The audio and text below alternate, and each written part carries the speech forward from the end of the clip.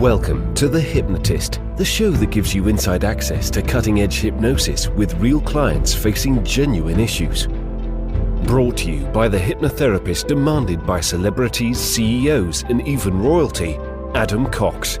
These recordings took place live from Adam's clinic in London's world-famous Harley Street. This podcast features powerful hypnosis, so do not listen while driving or operating machinery. This recording is not suitable for those with epilepsy or severe mental health issues. So, get yourself comfortable and enjoy today's episode of The Hypnotist.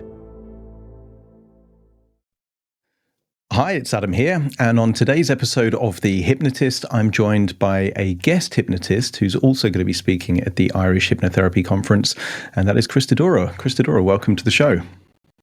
Adam, how are you? Good day to you and everyone else. Thank you so much for having me today in your program, and looking forward to share knowledge and wisdom with everyone else.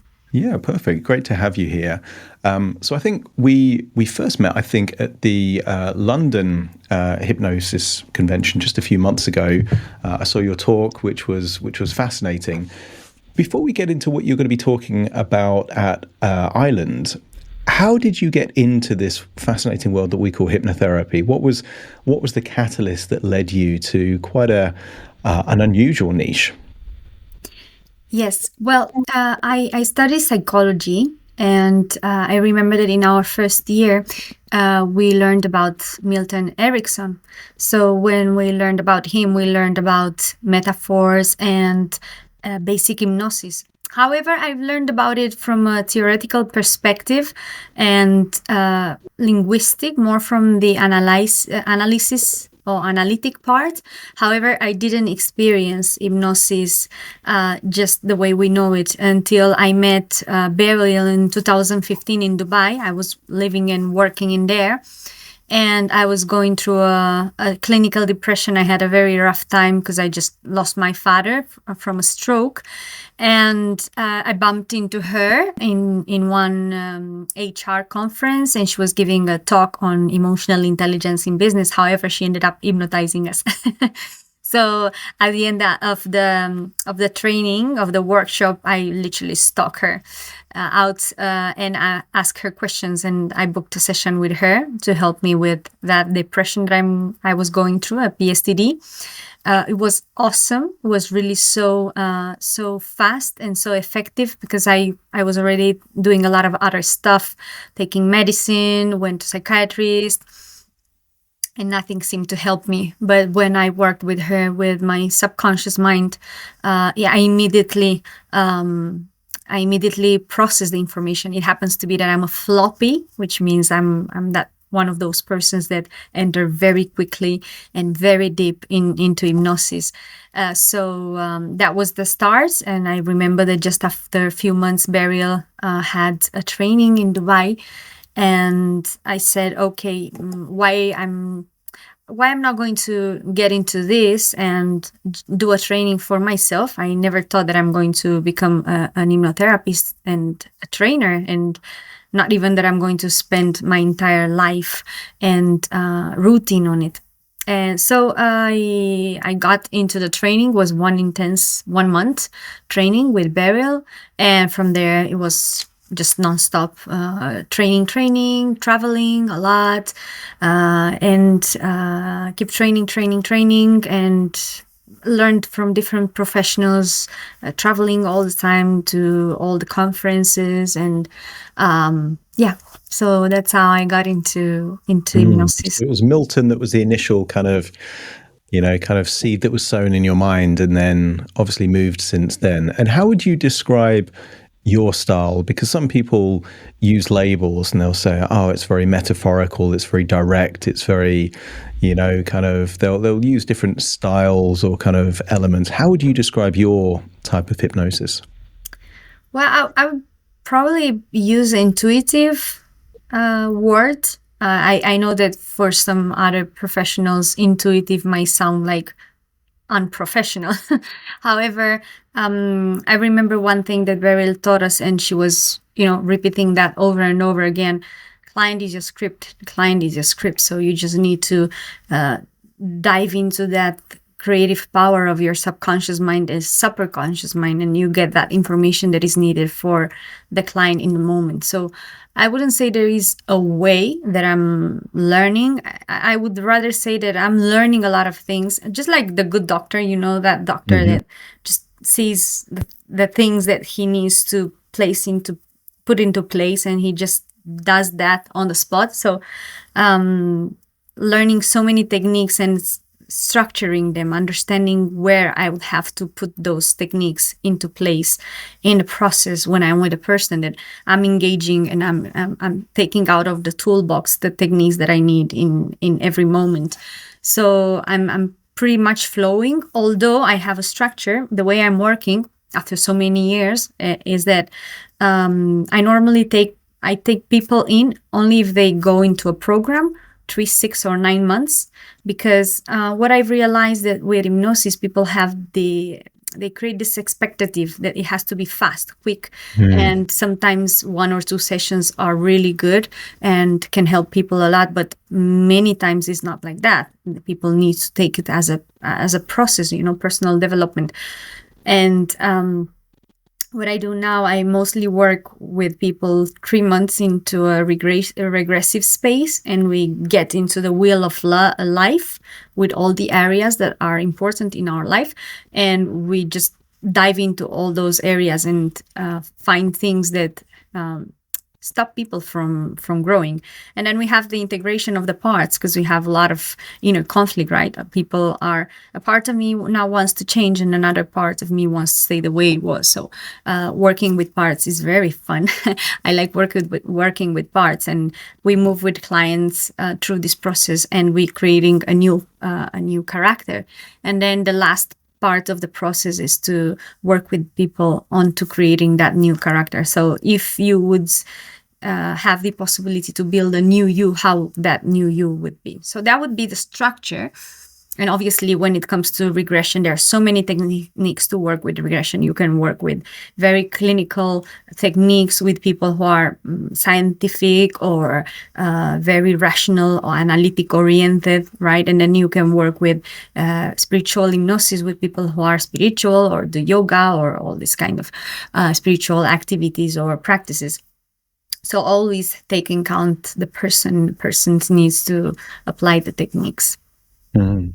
And I love that phrase, intuitive hypnotherapy, because I think it's almost paradoxical if you're not using your intuition, because if whether you see it as a metaphor, a model, or whatever, this idea that anything other than the conscious is kind of unconscious, superconscious, subconscious, whatever phrase you use, it can clearly evaluate more information than the conscious mind that's limited to about 7 chunks of information. So therefore, why would you not allow your unconscious to be the catalyst for that hypnotherapy if it can process so much more information?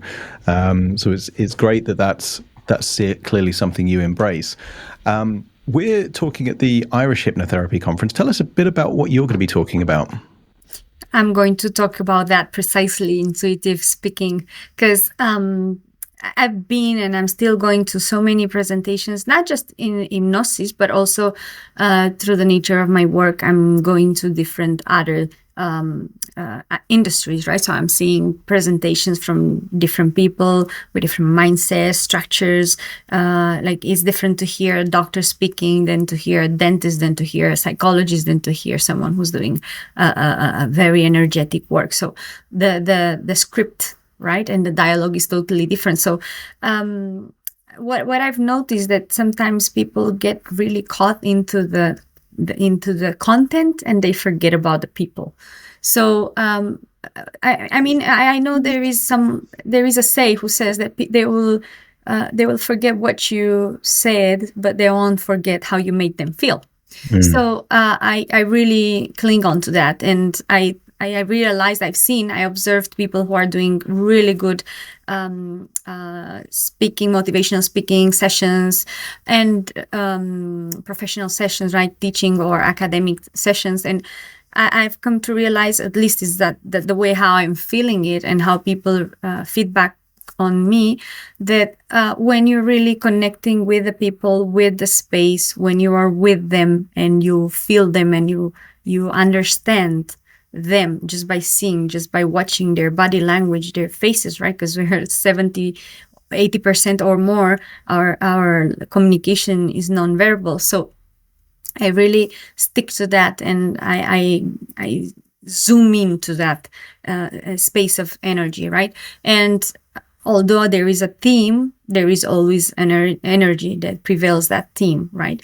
So what I'm going to do at the Irish conference is present this new perspective on how to do creative presentations, how you can sink into that capacity, which is innate, is natural, of sharing your knowledge, which is absolutely gorgeous. No, there are people who are doing scientific research and they have so much to share, but then they're losing people because they are so focused on the technical part that it doesn't reach to the ones, those ones that are listening or are attending, right?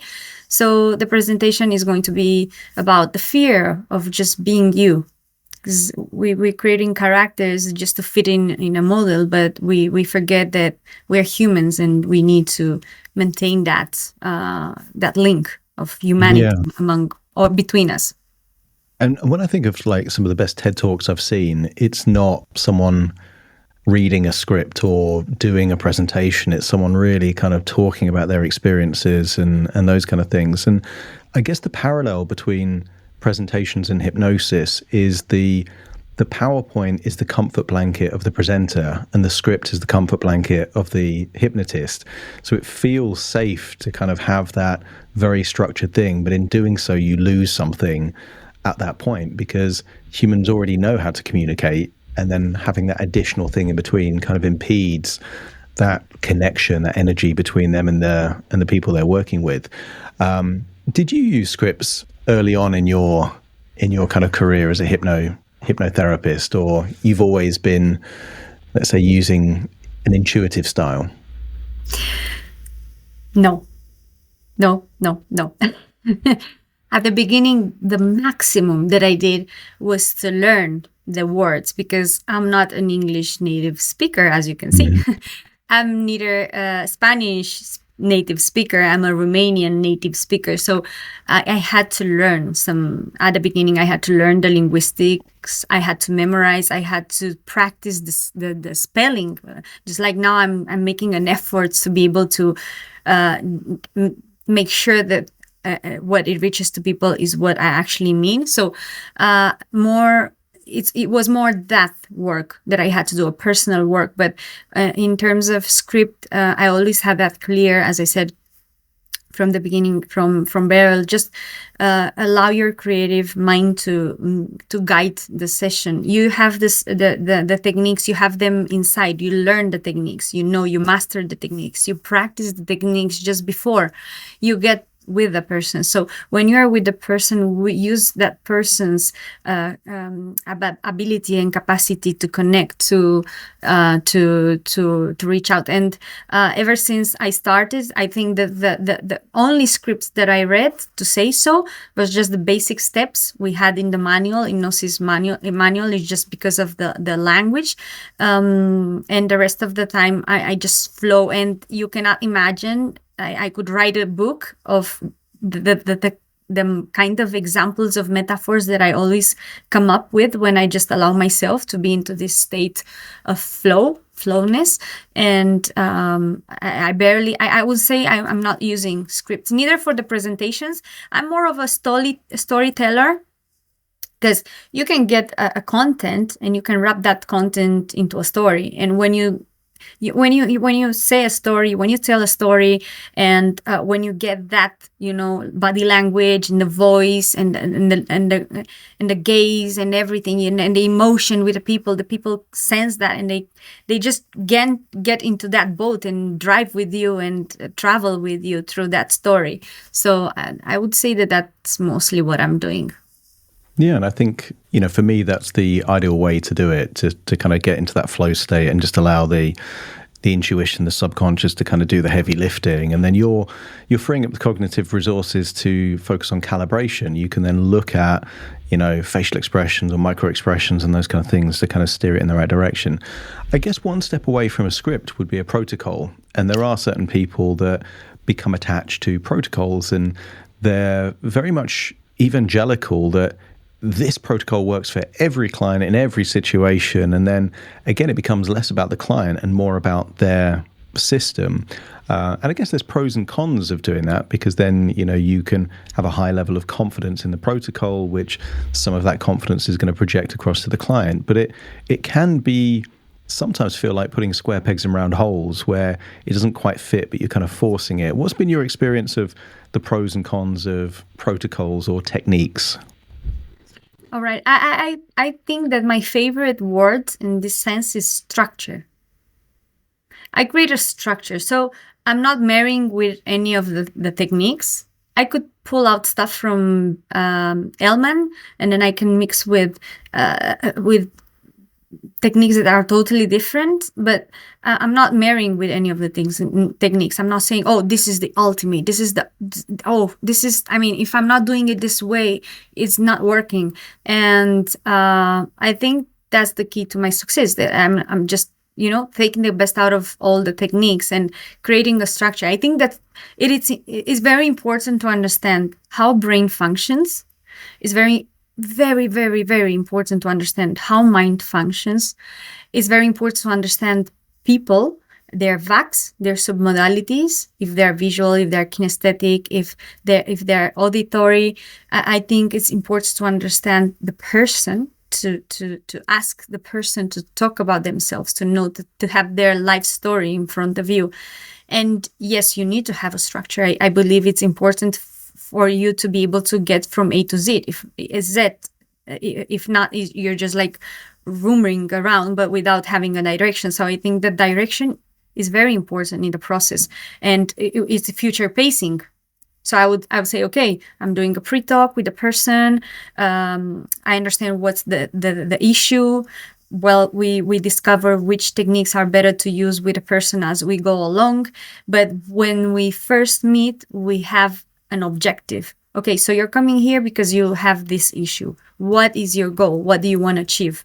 How do you want to see yourself at the end? So if you make these changes, how this would change your life from now on, not just this part of your life, but all your life. So I'm using a lot the wheel of life when I'm working with people. So I help them to get this equanimum feeling around all the areas of the life, so they don't just get focused on one part and then they forget about the others, and then they are discompensated, and they can find that they have issues throughout their life. So I like structure. Yes, structure is important, but then when you have a structure, you can have a slide with 5 points, and then you can develop those points.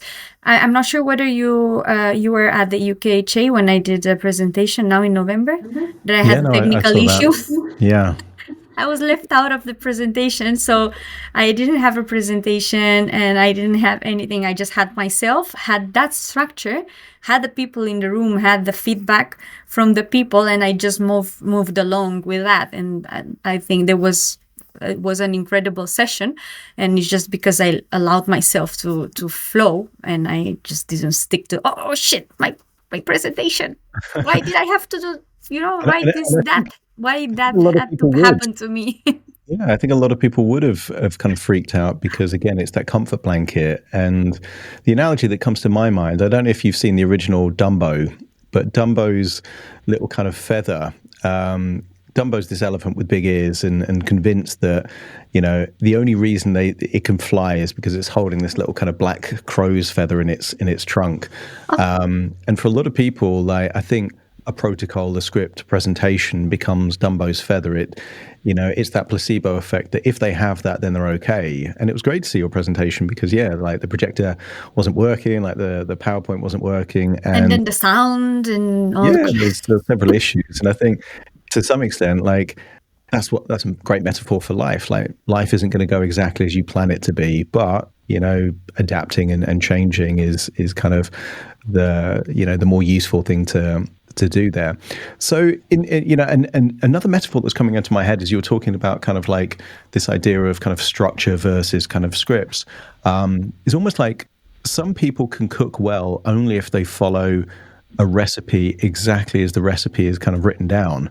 but there's actually great cooks that they just know roughly like what are they creating, and that element of sensory acuity and calibration, like tasting a little bit, add a bit more of this, well, they can cook anything with any ingredients, whereas the person that can only follow a recipe is screwed if the recipe stops working, or if they don't have one of the ingredients. And I think it's much better to know the reason why ingredients have an impact rather than just follow a particular sequence. And I think clearly you have that broad structure. And sometimes parts therapy is helpful, sometimes it isn't. Sometimes regression is helpful, sometimes it isn't. And I think that ability to be discerning and know what is going to help and what isn't going to help can really make a difference with a client, rather than just thinking, oh, okay, they've got PTSD, so we're going to do regression to cause but disassociate, or they've got this habit, so we're going to do a swish pattern or something like that. It's kind of like, well, there's way more different options than just kind of what you can do in any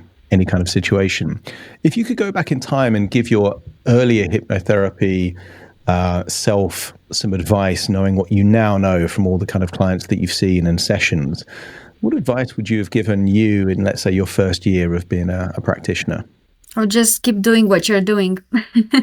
Just keep doing what you're doing, because it's great. And I was listening to you, and just came to my mind, how come some people are more natural at it? I think that I at least in my case, besides the fact that I'm very right brain hemisphere operative, very creative ever since I was a little girl. I grew up in some conditions that were very out of the normal, in a monoparental family with a lot of struggles, and always had to find a way of getting out of situations, out of comfort, but not in the comfort as we think about it, like in the painful comforty way, comforty zone. Sorry. And I think that that helps, or helped me at least, to develop a sort of agility, mental agility, and just on the spot, having the information and moving with that information, and just as you're moving, you just do the things. And connected to that, one thing that my father taught me is he liked to cook a lot, and he was always saying that the secret is love.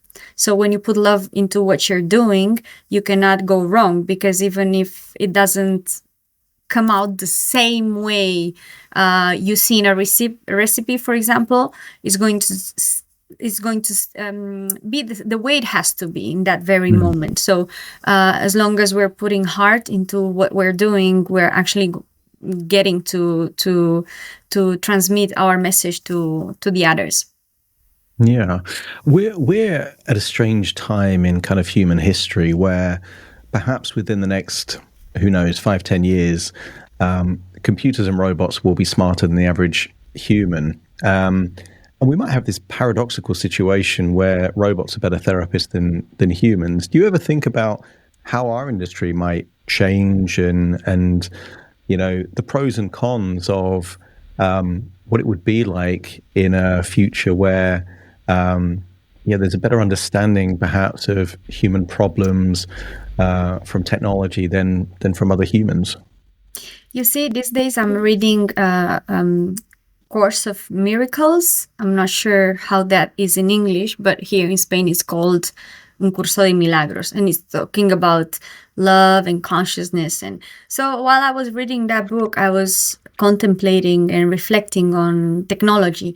And to me, technology is an extensive or an extended consciousness. So it's a different way of experiencing consciousness, just as we experienced faith through Christianity and religion before. So IA is the new religion, and if you're not able to cope with that and run, and get into the boat, you might just sink, because IA is just, to me, it's just an expression of consciousness. It's like just the universe. It's a material expression of consciousness, because when you're getting intuitive and you're allowing yourself to be, and the energy, it just flows, and the information, it just flows into your brain, and the words just flow, and you don't have to think and make any effort for things to happen. So when you're working with IA, it's the same, because it's like a huge library. You know, we work in hypnosis with the library of resources, so it's like a huge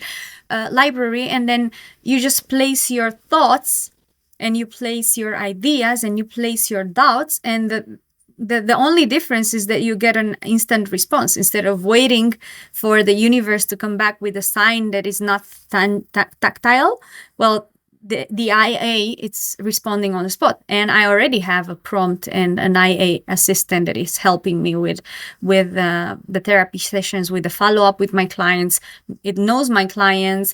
I put in the basic information without disclosing their identity, but I put information about the cases, and it helps me a lot to create scripts, but not scripts as if you can imagine, like as people can imagine, that I'm guiding an hypnotherapy session. Perhaps I'm teaching them self-hypnosis, and I'm giving them a guide, let's say so, on things that they can repeat to themselves, affirmations, or the wording for a tapping session, for example. I'm teaching my clients a lot to use self-help techniques like self-Reiki, self-hypnosis, self-tapping, and it helps me a lot to create this kind of communication, and sending emails, and making follow-ups, and impulsing my clients to just stick on the road of growth, of personal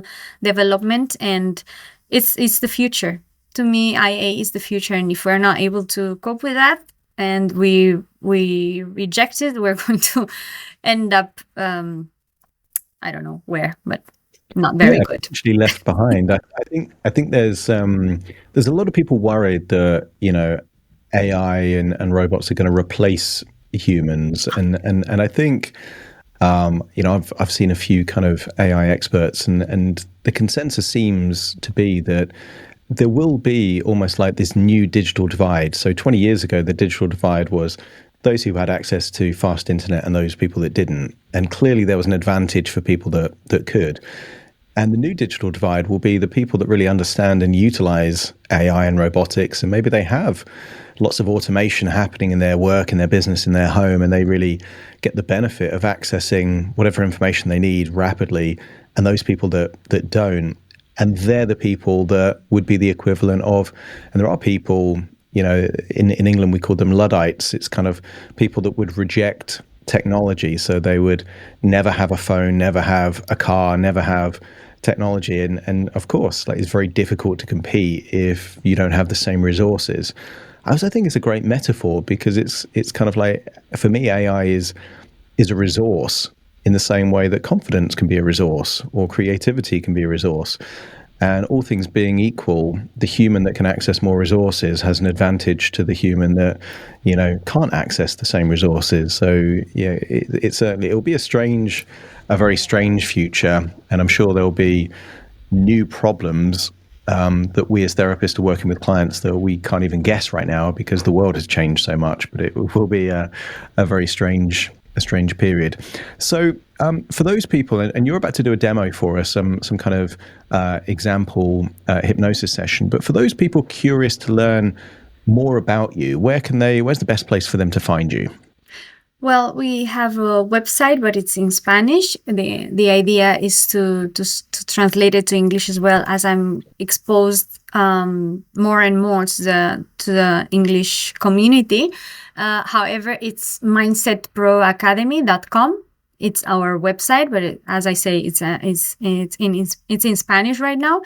And there we put information about a program that we have, Mindset Reset, helping people to change their mindset. It's like a personal development course, but also it's an professional hypnotherapy course. So people who want to get into the professional part, they will just do some more homework and modules and an exam, and they can get the certification as hypnotherapists. And then we have an academy as well, and we're doing lots of activities.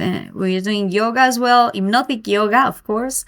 And And we're doing Reiki with hypnosis combined and tapping. So our 3 main activities are hypnosis in training and therapy, and then yoga, which is our connection with the earth, let's say so. And then the trainings that we're doing in Reiki and tapping, these are free trainings. We're not charging people for them, just want to share with the community. So it's our social responsibility to say so. Amazing. And if anyone's curious to see Cristodora or myself at the Irish Hypnotherapy Conference, that's going to be in Dublin in a few weeks' time, early April, and that is irishhypnotherapyconference.ie. But you're going to do a little demo and experience for us. Tell us about what we can expect. Well, intuitive connection. Connect with the intuition, the intuitive space that is there behind our mind. So just do like a guided soft hypnosis, helping people to connect with that space, intuitive space, and allow that space to just sprout to the surface and experience it in their day-to-day life. Perfect. Well, I'm going to put myself on mute, so I will be experiencing this alongside the listener. So, Cristodora, over to you. Thank you so much, Adam. So, all right. So, place yourself comfortable. Make yourself comfortable.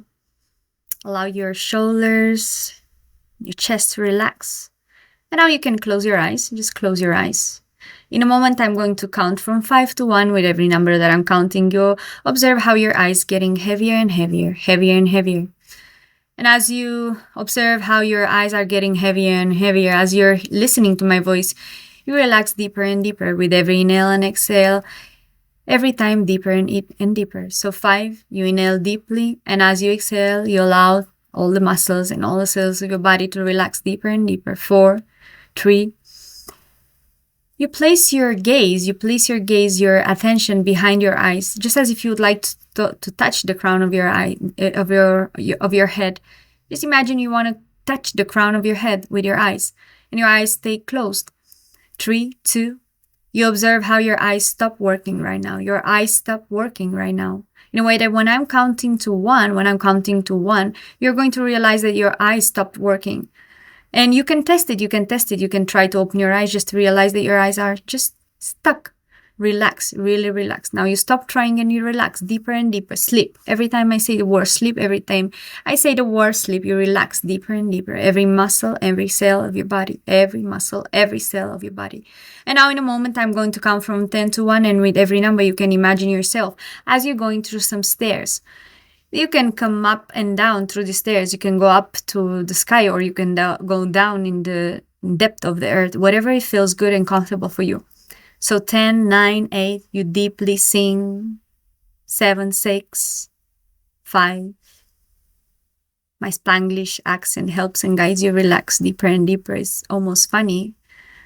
And it's really nice and comfortable. It makes you even want to smile. And you feel that when you smile, you get deeper and deeper. 2 and 1, deeply relaxed.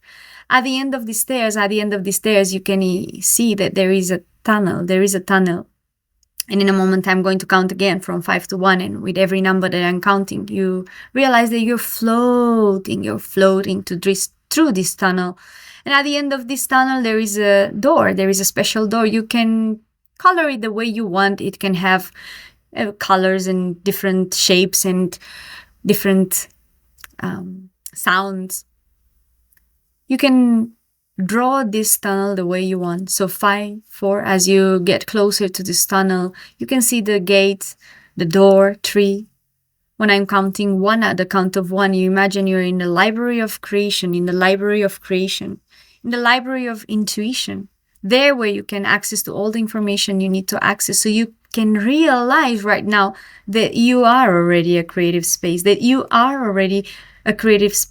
behind your mind, you are a creative space. So 2, preparing to get through that gate, through that door right now. 2 and 1 now. You get through that door right now. You go through that door right now. Getting to that door, and you drift deeply into your mind, deeply into your consciousness, beyond your conscious mind. And you imagine your mind as if it would be an onion, perhaps you like or not the onions, but they have these layers, and as you keep taking layers, you get to the sweetheart of the onion. So that's how you're getting right now to the sweet spot of your superconscious mind right now. And now you keep drifting through this space, through this library of consciousness. And as you're moving, you can see in the distance, and you can sense, you can hear perhaps, that there is a sort of energy, presence, that is connecting with you right now. And it comes to tell you what you need to know, what you need to understand, what you need to realize, what you need to integrate inside of your body, your mind, and all the layers of your consciousness, to realize that you're a creative being, and every time you want to sink into this creative space, you can do it. So I'm counting from 5 to 1, and as I'm counting from 5 to 1, that presence gets closer and closer to you. And as it gets closer and closer to you, you can start to feel and perceive and receive information in different ways, the way it's easier for you to receive it. Perhaps you can hear, perhaps you can sense, perhaps you can see, perhaps you can engage all your senses and integrate this knowledge into your being right now. 5, 4, 3, you drift away even more, 3, 2, deeper and deeper, deeper and deeper, deeply connected, totally connected. And now you just take in this information. You take this information, just allow any other sound and noise around you help you and guide you to integrate this knowledge. So I'm going to keep a moment of silence. I'm going to keep a moment of silence right now and allow you to integrate into your being, into your cells, into your muscles, into your spine, all the information. So all the parts of you understand, realize, and accept that it's safe for you to be creative. It's safe for you to be creative right now. So right now, I'm allowing you a space of silence. So your consciousness talks to yourself, speaks to you and tells you everything you need to know right now.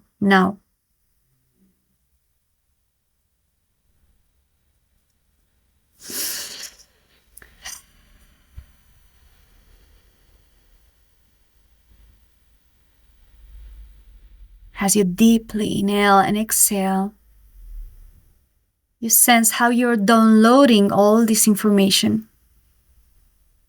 You're just downloading all this information into your body, into your being right now. Being easy for you to be.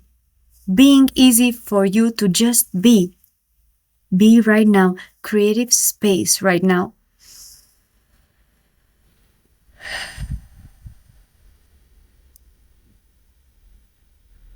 Feeling good. And now I'm going to count from 1 to 3, and at the count of 3, you can imagine yourself, you can imagine how you're jumping in the future, in a moment where you need to use this creative, intuitive energy, in a space perhaps where before you felt you cannot do it, you doubted, you felt uncomfortable, insecure, and you allowed this creative energy to just wrap that insecurity and allow it to burst into a space of creativity, space of creative ideas. So 1, imagine how you're going in the future, in any of those moments where before you felt uncomfortable, insecure, doubtful. 2 and 3, you're there in the future. You're there and you're just placing this creative, intuitive, creative energy into that space. Imagine how this creative space, intuitive space, wraps that part of you, wraps it with a very warm and pleasant energy. Perhaps that energy has a smell as well. Perhaps when you inhale, you feel like a nice sensation, cotton-like sensation, like a fresh air sensation. So every time you inhale deeply and you say inside of yourself, creative space, you're automatically anchoring to this capacity to get into this creative space. So creative space right now. And you imagine how this creative space wraps that part. And just like that, this creative space wraps all the parts of you, past and future. And you realize it's safe for you to allow yourself to flow into this creative space.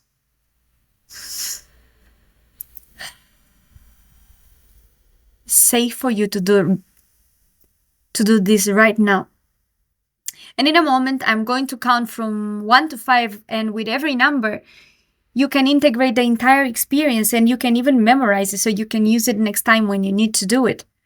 Knowing that you can get into a deep hypnosis and you can make this travel through the stairs, up or down, going through the tunnel, opening the door, getting to the library of creative space, creative intuitive space. And from there, get the information that you need every time. So you can even do it every time you need to do a session with your client. Get yourself into that creative intuitive space. And then you feel how you're connecting, your aura connects with your clients and with your audience. And you sense how easy it is for you to flow with the people. So 1, 2, coming back with this information, well integrated into all the parts of your being, of your body, of your brain and mind. 3, you start to move your hands, your feet. 3, 4, you start to smile, integrating your head. Start to stretch.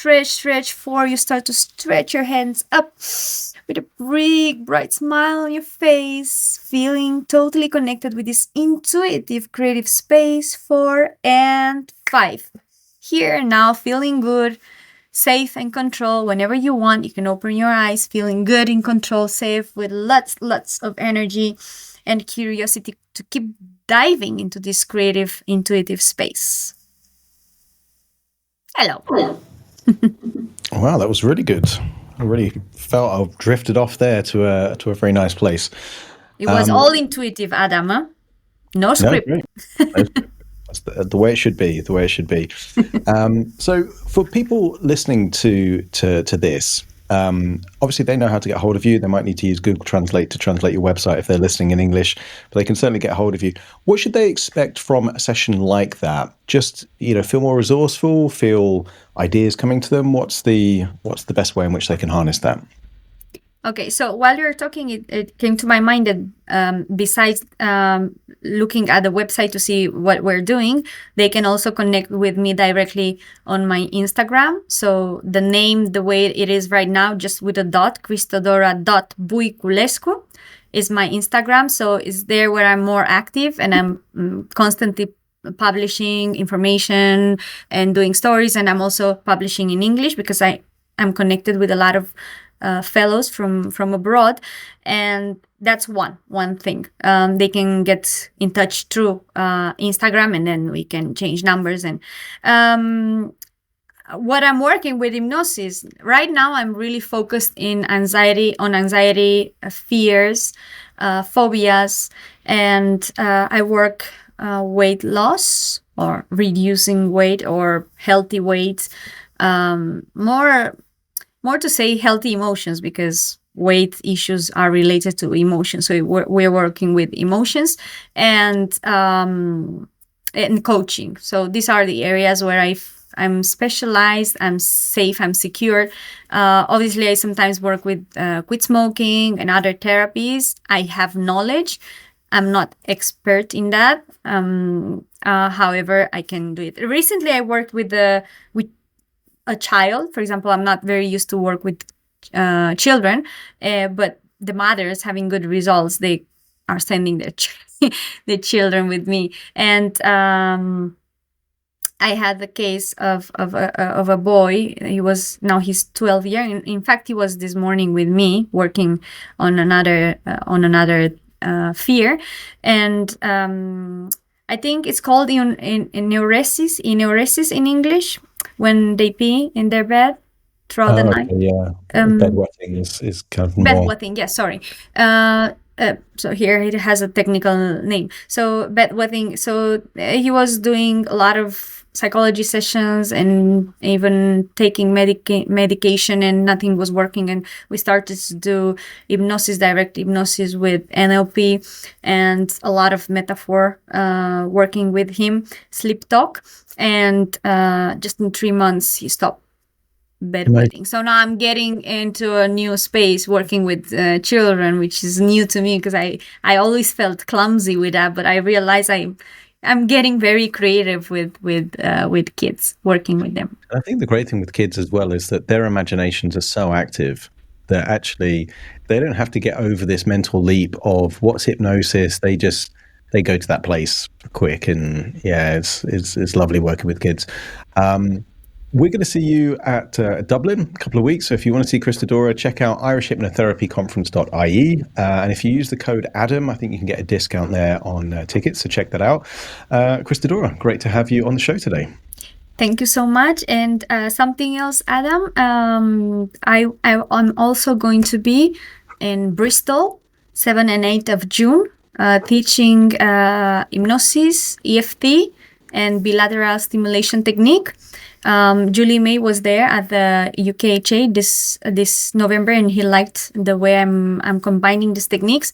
So she invited me to do a training. I think there are around 15 people already registered to that course. So they can also have a look at Julie May's website, and they can see the information about the workshop I'm going to do. The course, it's a 2-day course. Hypnosis. If you send me that link, Cristodora, I'll make sure that's in the show notes when this episode goes out. So whether it's in Dublin, Bristol, or checking out Cristodora's Instagram or website, be sure to check her out. Cristodora, thank you so much for joining me on the show. Thank you so much, Adam, for your invitation, and to everyone else for listening to us. All right. You take care. Thank you.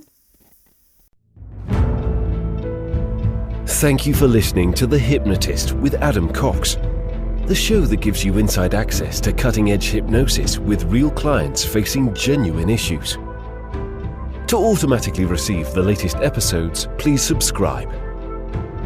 If you'd like to support the show, please share this episode with just one friend you think it could help. And if this episode helped you, please leave us a 5-star review.